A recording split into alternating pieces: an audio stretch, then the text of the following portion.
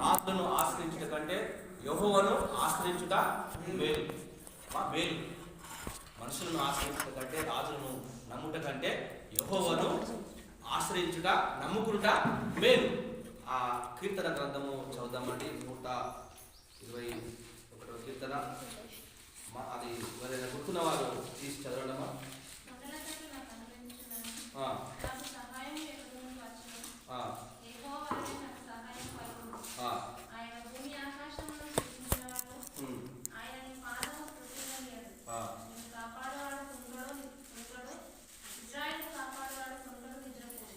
మంచిదండి.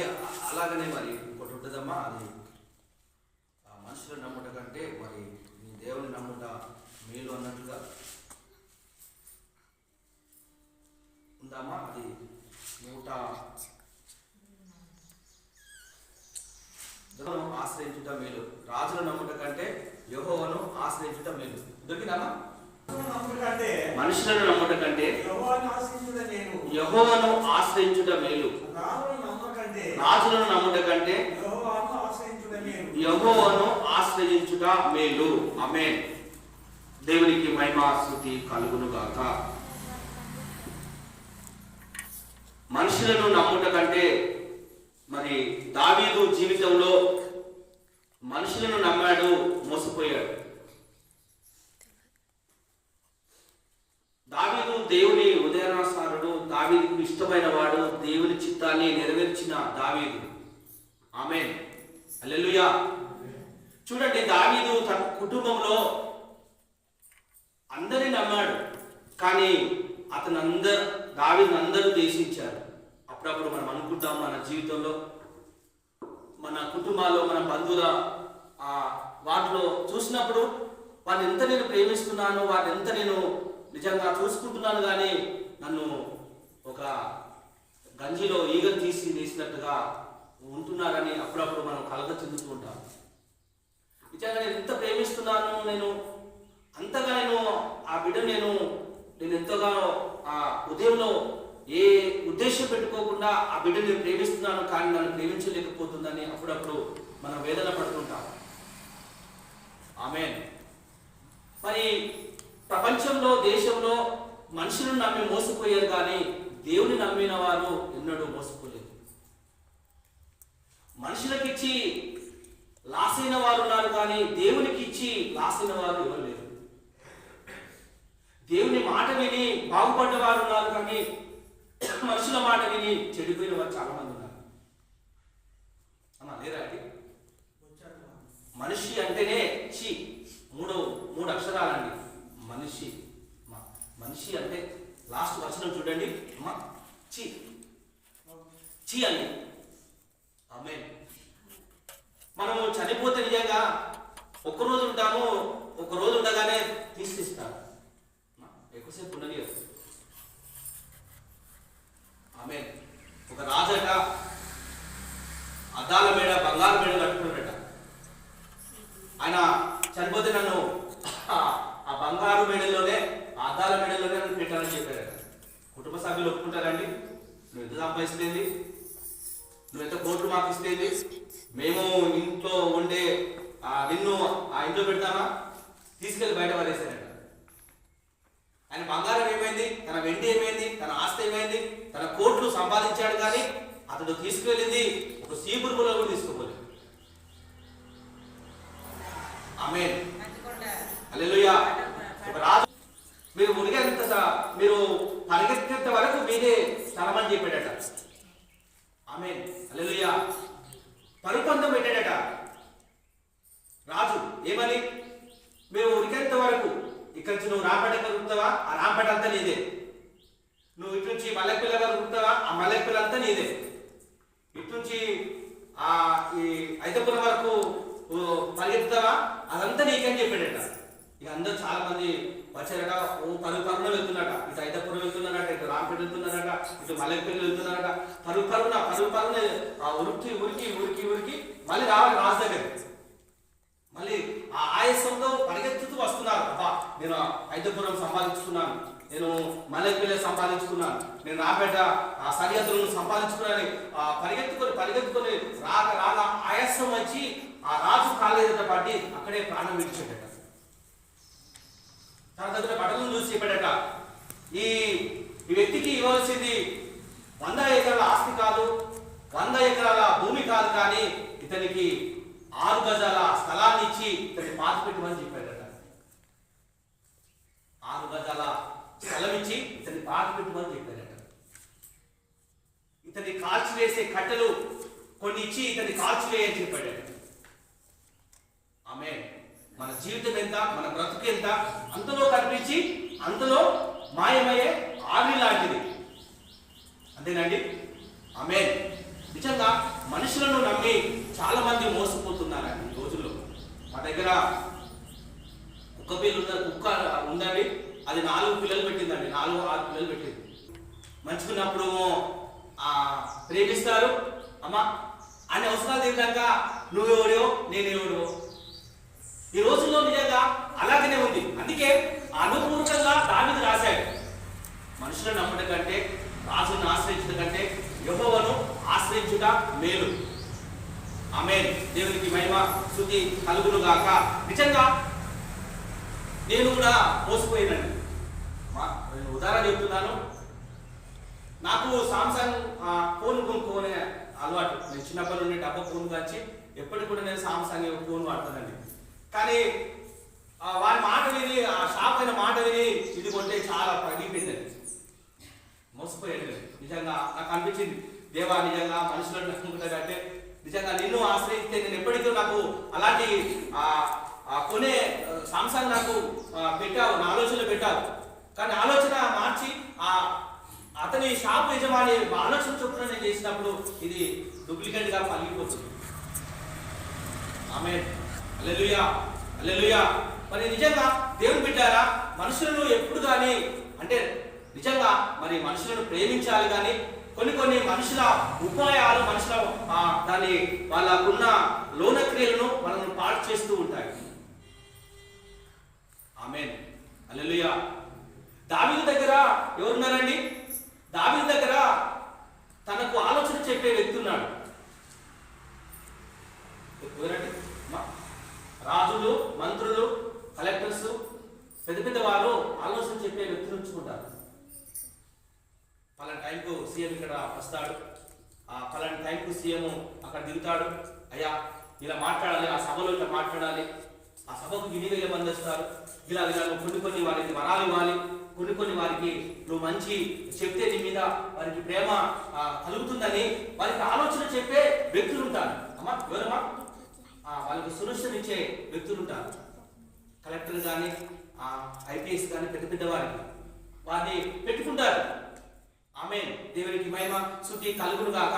మరి దావీదు దగ్గర కూడా ఒక వ్యక్తిని పెట్టుకున్నాడు. అతని పేరు అతిథియేలు. అమ్మా అతని పేరేంటిది? అతని పేరు అతిథియేలు. అతనికి దావీదుకు అన్ని చేస్తున్నాడు. దావీదుకు తన రాజ్యం కొరకు ఎలా ఉండాలి అన్ని ఖజానా దగ్గర నుంచి మొదలుకొని ఆహారం పెట్టే వరకు కూడా ఈ అతిథియేలు దావీదుకు దాసుడుగా ఉండి అన్ని ఆలోచన చెప్తూ నడిపిస్తున్నాడు. దేవునికి స్తోత్ర మహిమ కలుగును గాక. హల్లెలూయా. కొంతమంది నమ్మిన బంటు అంటే నమ్మిన బంటులాగా ఉండాలి, నమ్మకస్తుడుగా ఉండాలి. కానీ ప్రేమ దేవుని బిడ్డారా, కొంతమందికి అన్ని చూడగానే తిన్నింటి వాసాలు లెక్క పెట్టేవారు ఉంటారు. ఒక సహోదరుడు వచ్చాడట, ఇంటికి రాండి అని చెప్పాడు. రాండయ్య లోపల రాండి, బయట ఉన్నారంటే ఇంట్లో రాగానే ఇల్లంతా నాదంటున్నాడు. ఇదే రమ్మంటే ఏమంటున్నామా? ఇల్లంతా నాదంటున్నాడు. అన్నం పెట్టే అమ్మ ఎందుకంటే ఏమన్నారు, ఇంటికి పిలిచారట, పిలిచి అన్న తిన్నాడట, పండుకున్నాడ, పండుకోగానే వాసాలు లెక్క పెడుతున్నాడట. ఎన్ని వాసాలు? 1, 2, 3, 10, 12. అరే వీడు 12 వాసాలు ఇల్లు కట్టాడే అని అమ్మ ఆ నైట్ అంతా వాడు నిద్రపోతున్నాడు. వాడికి ఆహారం పెట్టాడు, మంచి దుప్పటిచ్చాడు, వాడు ఏం చేయాలి? పండుకోవాలి. పండుకోక వాడు ఎన్ని వాసాలు లెక్క పెడతాడు. లేరా అండి? అలా చాలా మంది తిన్నింటి వాసాలు లెక్క పెట్టే వారు ఉన్నారు. అందుకే దావీదు నిజంగా అనుపూర్వంగా రాశాడు. దావీదు తన సొంత అక్కడ అడవిలోకి వెళ్ళి చెట్టు కింద కూర్చొని మనుషులు నమ్మాను, నేను అందరినీ నమ్మాను, కానీ నన్ను మోసం చేశారు. మనుషులు తప్పక మోసం చేసిన చాలా మోసం ఎక్కడ చూసినా అమ్మా మోసం మోసం, నూనెలో మోసం అమ్మా, నూనెలో మోసం, మాంసంలో మోసం, పాలలో మోసం, కల్తీ అమ్మా, కల్తీ, తూకంలో కల్తీ. నేను చికెన్ తీసుకుంటే అది కిలోంబావు అంటే మీరు దావీదు దగ్గర పెడితే దావీదుకు ఉపకారం చేయాలా అపకారం చేయాలా చెప్పండి, మీరు చెప్పాలి అమ్మా. ఉపకారం చేయాలా అపకారం చేయాలా అమ్మా? ఉపకారం చేయాలి. అపకారం చేస్తున్నాడు, అపకారం చేస్తున్నాడు. దావీదు పెట్టిన అన్నం తిన్నాడు, దావీదు పెట్టిన ఉప్పు తిన్నాడు, ఆమేన్.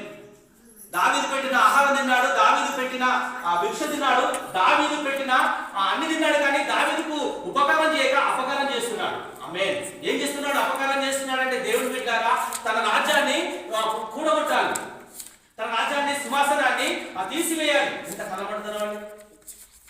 ఆమేన్. దేవుడు ఇచ్చాడు అతనికి, దేవుడే అతను ఎన్నుకున్నాడు, దేవుడే అతనికి తోడై ఉన్నాడు. దేవుడు ఇచ్చిన మరి కృపనండి దావీదుకు. ఆమేన్. నన్ను దొడ్డిలో ఉన్న నన్ను ఇశ్రాయేలు మీద రాజుగా చేశావయ్యా. ఆమేన్. నేను గొడ్ల కాసుకున్నవాడిని, గొర్రెలు మేపుకుంటున్నవాడిని. ఆమేన్. నేను చదువులేని వాడిని, నేను ఏలి ముద్రవాడిని. ఆమేన్. దేవా నన్ను ఎక్కడ చేశావంటే నన్ను ఇశ్రాయేలుకే దేశానికే ఒక రాజును చేశావు, ఒక నాయకునిగా చేశావు, ఒక పరిపాలించే నన్ను చేశావు ప్రభు అని ప్రభును స్తుతిస్తున్నాడు, ప్రభును మహిమపరుస్తున్నాడు. దేవునికి మహిమ స్తుతి కలుగును గాక. ఏం చెప్తున్నాడంటే తన ఆలోచన చెప్పే వ్యక్తి దావీదు కుమారులకు చెప్తున్నాడు. ఏమని చెప్తున్నాడు? దావీదు కుమారులకు నీ నాన్న చంపేయి. ఎంత పాపం అండి! నీ నాన్న చంపేయి. నీ నాన్న చంపేస్తే ఆ రాజసింహాసనం నీకు వస్తుంది. కొంతమంది లేరా అండి, తండ్రులు చంపి జాబులు ఎక్కేవారు. తండ్రి చచ్చిపోతే జాబు ఎవరికి ఇస్తారు? కుమారుడికి ఇస్తారు కదా. హల్లెలూయా. మా తండ్రి చంపేసి నేను ఉద్యోగము ఎక్కిన వాళ్ళని చాలా మంది చూశాను. అన్న తండ్రిని చంపేసి ఉద్యోగం చేసే వాళ్ళు ఎంజాయ్ చేయవచ్చు, మనం జల్సా చేయవచ్చు. మా నాన్న ఈ డబ్బులు ఇస్తలేడు, మా నాన్న నాకు ఏది ఇస్తలేడు, ఇదిగో ఆ జాబ్ చేస్తే నాకు గొప్ప పేరు కలుగుతుంది. ఆమేన్. లేదా అండి? లోకానుసారంగా అక్కడ మనం చూస్తూ ఉంటాం, పేపర్ స్టేట్మెంట్ చూస్తుంటాం. తండ్రి చంపిన తనయుడు, ఆమేన్, తండ్రిని హతమార్చిన కుమారుడు. హల్లెలూయా.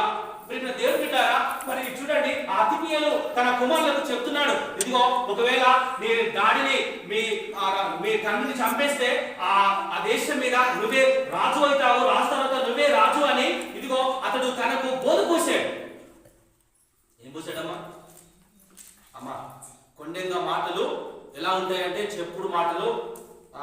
గ్రంథంలో కొండగాడు లేని ఎడల జగడములు తగ్గును, కట్టెలు లేని ఎడల మంట తగ్గును. అమ్మా, మంట పెడుతుంటే మంట అవుతుంది, కట్టెలు పెడుతుంటే అది మంట పెరుగుతూ ఉంటుంది. కొండగాడు లేని ఎడల జగడములు తగ్గును.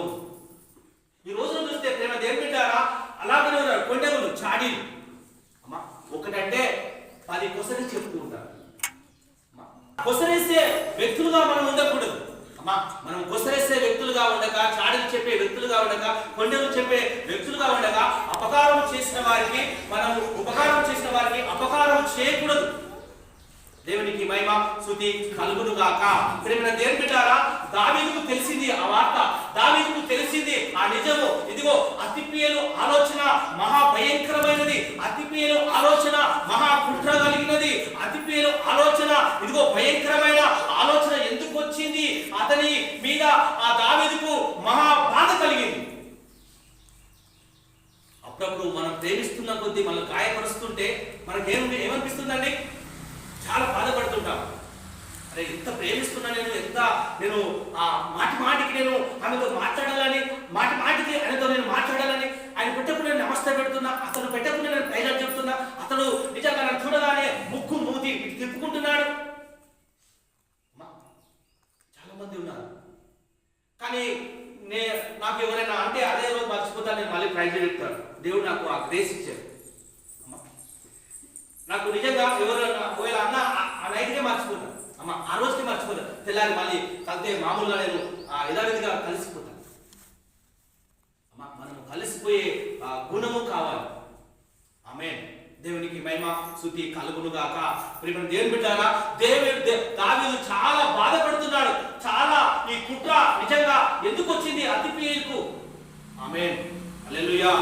మరి ప్రియమైన దేవుని బిడ్డలారా, కుటుంబం బాగుంటే కొంతమంది ఓదరండి. కుటుంబం పచ్చగా ఉంటే వారి కళ్ళు కూడా పచ్చగా ఉంటాయి. ఆ పక్క వారు పాల్గొంటే వీరు మనం కూడా పాల్గొనాలి. ఒక సహోదరు అంటుంది, తోటోడు తోడగోసుకున్న ఆ పులి సార్కలు చూసి నాకేం చేసిందని. అంటే దేవుని బిడ్డారా, మనము ఒకవేళ వారు మనకు అపకారం చేసినా కూడా మనం వారికి ఉపకారం చేసే బిడ్డలుగా ఉండాలి. నేను దేశించినా, నేను కోపించినా, నీ మీద చాడిపోటి మాటలు చెప్పినా, అందుకే దేవుని వాక్యం ఏం చెప్తుందంటే, నీ శత్రువు ఆకలి ఉన్నప్పుడు అతనికి ఆహారం పెట్టుము. నీ శత్రువు అతను దాహము కలిగినప్పుడు నువ్వు దాహం ఇమ్ము. ఆమేన్. అలా నువ్వు చేసినప్పుడు అతని మీద నిప్పుల కొలిమి పెట్టినట్టుగా ఉంటుందట. ఆమేన్, హల్లెలూయా. ఈ సహోదరుడు ఎంత తిట్టినా, ఎంత దేశించినా, నన్ను ప్రేమిస్తున్నాడు, నన్ను మంచిగా చూసుకుంటానని అతడే మరి బాధపడతాడట. అతని మీద నిప్పుల కొలిమి పెట్టినట్టుగా ఉంటుందట తల మీద. ఆమేన్, హల్లెలూయా. దేవునికి మహిమ స్తుతి కలుగును గాక. ప్రియమైన దేవుని బిడ్డలారా, దావీదు దేవుని భక్తుడు, దేవునికి ఇష్టమైన వ్యక్తి కనుక దావీదు ప్రార్థిస్తున్నాడు. దేవా, ఇదిగో ఆ అతిపీయులు ఆలోచన చెడగొట్టు ప్రభా. ఆ అతిపీయులు నా కుమారుల మీదకి ఇదిగో అయ్యా లేపాడు నాయన, నా కుమారులు లేపాడు, నా కుమారుడు ఇదిగో నా మీద తిరుగుబాటు చేయడానికి కారణమయ్యాడు. ఆ అతిపీయులు ఆలోచన మార్చు ప్రభా అని అతడు ప్రార్థించినప్పుడు అతిపీయులు ఆలోచన మార్చిన దేవుడు మన దేవుడు. ఆమేన్. అతని ఆలోచన మార్చివేశాడు, అతని తలంపులు మార్చివేశాడు, అతను చేయని ఉద్దేశాన్ని దాన్ని తప్పించాడు. దేవునికి స్తోత్ర మహిమ కలుగును గాక.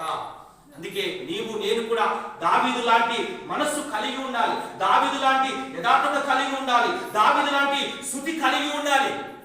ఆమేన్. అతను రాజైన కూడా దేవుని బిడ్డారా, తన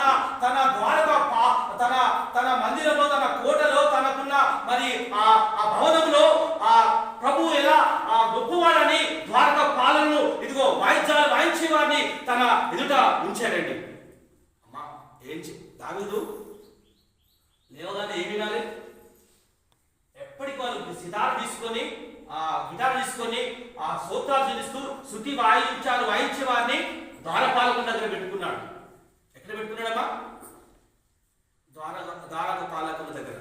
అమ్మా, ఎక్కడ అంటే తన ఇంటి వాకిట. వాళ్ళు ఏం చేయాలి? నిత్యం వాళ్ళు ఏం చేయాలండి? వాళ్ళు ఏం చేయాలి? వాళ్ళు ఎప్పటికీ పాటలు పాడుతూ ప్రభును స్తుతించే వారిగానే ఉండాలి. వారి నోట స్టాప్ ఉండకూడదు. వారికి నోరు మూసుకోకూడదు. వాళ్ళు ఎలా ఉండాలంటే రోజు నిత్యము స్తుతించే వారిగా వారిని దావీదు తన ద్వారపాలకుల తన వాకిలి ఎదుట అలా పెట్టుకున్నాడండి. ఆమేన్, హల్లెలూయా. వాళ్ళు లేవగానే ప్రభును స్తుతించాలి, లేవగానే స్తోత్రాలు చెల్లించాలి. వాళ్ళు లేవగానే ప్రభు గొప్పవాడని, కీర్తకారుడని, ఆయన భూమి ఆకాశంలో కలగజేసిన వాడని, ఆయన ఎర్ర సముద్రాన్ని రెండు పాయలు చేసిన వాడని, ఆకాశం నుండి మన్నను కురిపించిన వాడని, ఆయన గొప్ప దేవుడు, ఆయన భూమికి రారాజై ఉన్నాడు, ఆయన మహోన్నతుడు, పరిశుద్ధుడు, ఆయన కృపగలవాడు, ఆయన మనకు తోడై ఉన్నాడు, మనకు కాపాడువాడు, ఆయన విషయంలో మనకు చాలిన మహనీయుడు, మహా గొప్ప దేవుడని ఆ ప్రభుకు ఎక్కల కాలము వాళ్ళంతా ఆ గిటార్లో సితార్లు పట్టుకొని ద్వారపాల దగ్గర వాళ్ళు ప్రభును స్తుతించడము ప్రారంభిస్తూ ఉంటారు లేవగానే. మరి దావీదు కూడా ఎన్నిసార్లు స్తుతించాడు, ఎన్నిసార్లు ప్రార్థించాడు? 7 సార్లు స్తుతించాడు, 3 సార్లు ప్రార్థించాడు. ఆమేన్, హల్లెలూయా, హల్లెలూయా. దేవునికి మహిమ స్తుతి కలుగును గాక. ప్రియమైన దేవుని బిడ్డలారా, నేను కూడా మన మీదకి ఎవరైనా విరోధంగా మాట్లాడినా, విరోధంగా చేసినా మనం చేయవలసింది వారి మీదకి యుద్ధానికి కాక, మాటలతో కాక, చేతులతో కాక మనం ఏం చేయాలండి? దావీదు ఏం చేశాడు? దావీదు ఏం చేశాడు? దావీదు దగ్గర చాలా మంది భటులు ఉంటారు, సైన్యం ఉంటుంది.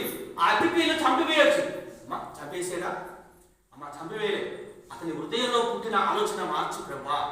అతనికి ఎలా ప్రేరేపించబడిందో నా మీదకి కుట్ర చేశాడు, నా మీద ఇన్ని పన్నాగాలు పన్నాడు, అలా అతన్ని హతమార్చుకు ప్రభా కానీ అల్లే కానీ అతని కొరకు ప్రార్థించాడు.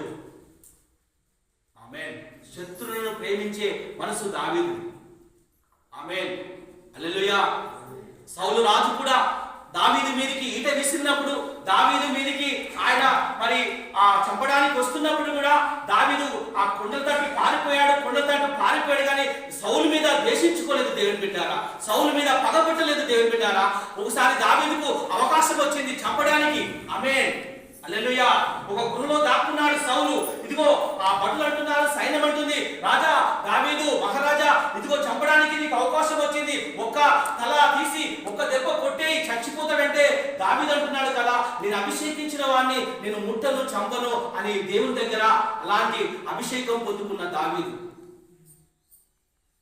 మన శత్రువు మన గుర్తుదాలు వాని ఎడా పడా కొట్టి కడిగి వేసి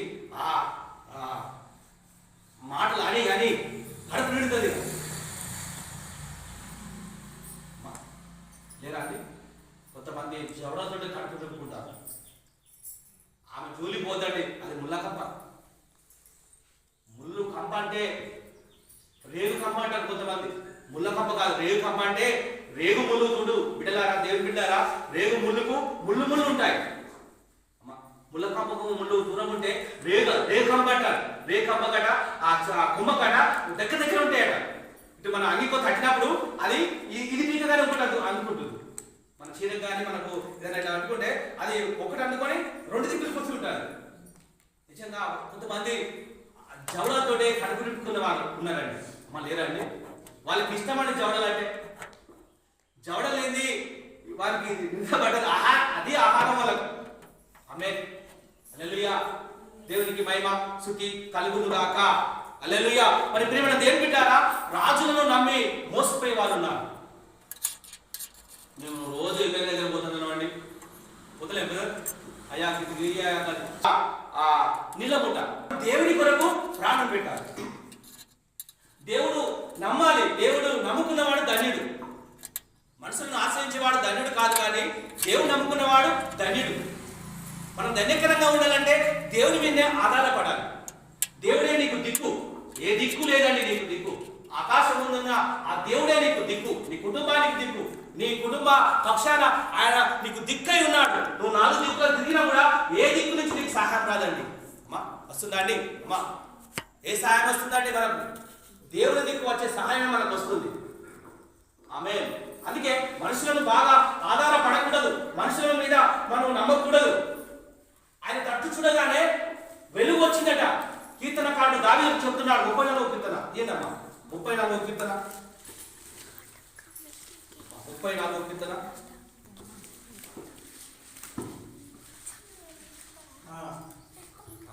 చదవండి. నేను ఎల్లప్పుడూ ఒక్క నిమిషం. 8వ 5వ అధ్యాయం అండి. 5 వచనం. వారు ఆయన తట్టు చూడగా, మంచిదండి, వారు ఆయన తట్టు చూడగా వారికి వెలుగు కలిగను, వారి ముఖములు ఎన్నడూ లజ్జింపకపోవును. ఈ దీనుడు మొరపెట్టగా యెహోవా ఆలకించెను, అతని శ్రమలన్నిటిలో నుండి అతనిని రక్షించెను. అమ్మా చాలండి, గట్టిగా చెప్పకూడదామండి. ఏమొచ్చిందండి? అతని వైపు చూడగానే వెలుగు వచ్చిందట. మోషే 40 దినాలు ఉపవాస ప్రార్థన చేసినప్పుడు అతనికి వెలుగు వచ్చింది. అమ్మా ఏమొచ్చింది? మోషే ముఖము మయమపరిచాడు దేవుడు. అందుకే కొంతమంది దేవుని నమ్ముకున్న బిడ్డలు చూడగానే ముఖం చూడగానే ఇలా మెరిసిపోతుంటారు. చక్కగా కుమార్తెడు ఎలా ఉన్నాడో చక్కగా మెరుస్తున్నాడు, చక్కని కుమార్తె ఎలా చూడు.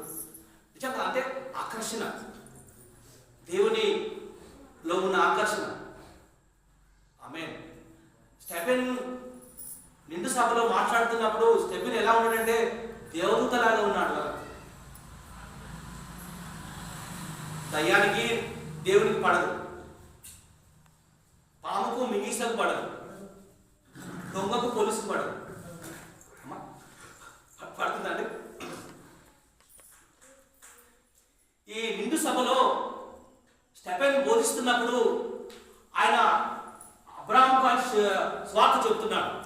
సభలో ఇలా నిండు సభలో అందరు ఉన్నారు. విద్యాసాగర్ దగ్గర స్టెప్లు ఉన్నాడనుకో, అక్కడి నుంచి మాట్లాడుతున్నారు. అక్కడి నుంచి సభ ఇటేసుకున్నారు, కుర్చీలు ఇటేసుకున్నారు, ఇక్కడ వేసుకున్నారు. నీ ముఖం చూడగానే వెలుగు దేవతగా కనిపిస్తున్నాడు. ఆమేన్. వెంటనే అతని మీద దేశించుకున్నారు.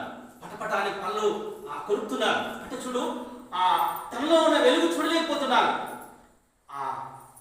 సాతాను, దేవునికి స్తోత్రం, దేవునికి మహిమ. అతడు నిలబడి బోధిస్తున్నప్పుడు, నిలబడి వాక్యం చెప్తున్నప్పుడు అతని ముఖం ప్రకాశిస్తుంది. దేవుని బిడ్డ, ఆమేన్. మోషే ప్రకాశించ వ్యక్తిగా మార్చబడ్డాడు. 40 దినములు. అమ్మా, ఈ 40 దినములు చాలా బైబిల్ గ్రంథంలో 40 అనే సంఖ్య చాలా ప్రాముఖ్యమైనది. ఇది వాక్యంలో చెప్పుకోవచ్చండి. 40 అనే సంఖ్య చాలా చాలా దిగులో రాయబడిందండి. నాకు తెలుసా అండి. దేవుని బిడ్డారా, మరి చూడండి, ఆయన తట్టు చూడగానే వారికి ఏం కలిగిందండి? వెలుగు కలిగింది. కొంతమంది దేవుని బిడ్డారా లోకాస్తుల కొరకు చూస్తూ ఉంటారు, ఆ ధనాన్ని చూస్తూ ఉంటారు, ఆస్తిపాస్తులు చూస్తూ ఉంటారు, దాని తట్టు తిరుగుతూ ఉంటారు. ఈ కేసు ఎలా గెలుస్తాము అనే ఒక అడ్వకేట్ను, ఒక మంచి లాయర్ను పట్టే వారుగా ఉంటారు. ఈ వ్యాధి తగ్గుతుందని డాక్టర్ల వైపు చూస్తూ ఉంటారు. ఆమేన్. ఒక పెద్ద మనిషి వైపు చూస్తారు. ఈ పెద్ద మనిషి 10 దిక్కుల పంచాయతీ చేసిన వ్యక్తినా, నా పంచాయతీ మార్చగలడా అని ఆ పెద్ద మనుషుల వైపు చూస్తూ ఉంటారు. ఆమేన్. హల్లెలూయా.